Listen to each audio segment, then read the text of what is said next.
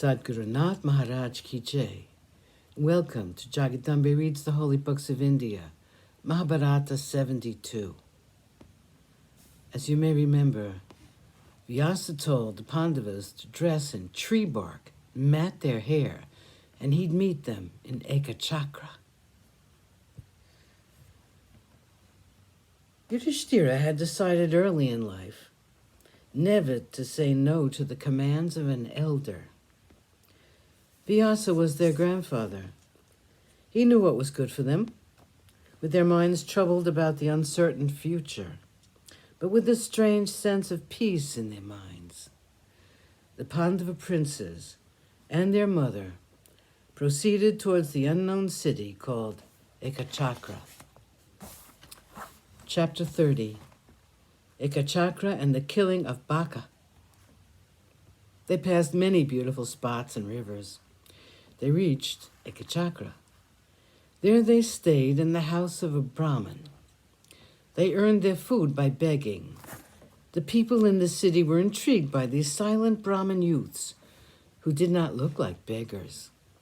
They decided among themselves, these young men seem to be high-born.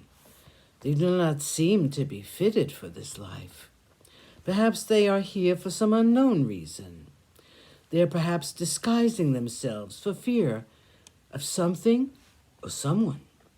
Whatever it may be, they distinguish themselves by their behavior and their devotion to their mother. Let us be good to them then. The Pandavas never left their mother alone for long. Collecting their arms, they would hurry back to the Brahmin's house and place it at the feet of their mother. Brushing away her tears, which were incessant, Kunti would divide it. Half of it would be given to Bhima. He would always be hungry. The rest she would divide among themselves. But poor Bhima was never satisfied. He became thin and pale. There was a potter in the neighborhood. Bhima would help him by carrying immense loads of clay for him. The potter was so pleased and amazed at the strength of this young man that he made a huge, big pot for him. Bhima was pleased with it. He took it with him the next day when they went out to beg for alms.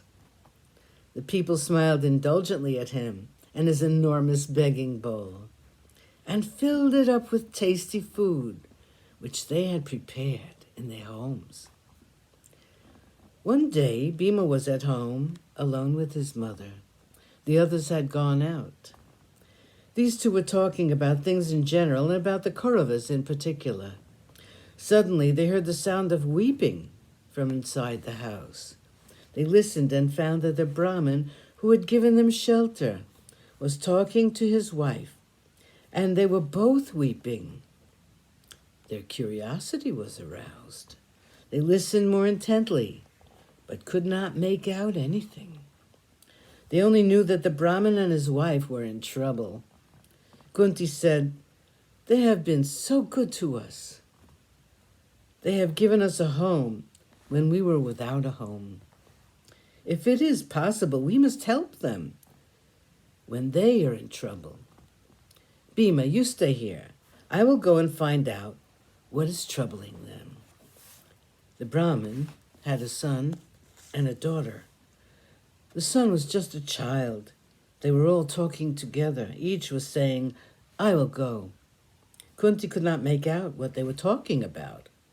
She went to the Brahmin's wife and said, "I can see that some terrible event is making you unhappy.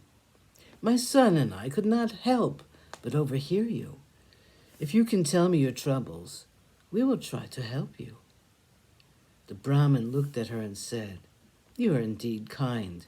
Your heart is full of sympathy for those who are in trouble. But I am afraid no human being can help us out of trouble that has visited us." Sadhguru Nath Maharaj Ki Jai. Thank you for coming. I hope you come again.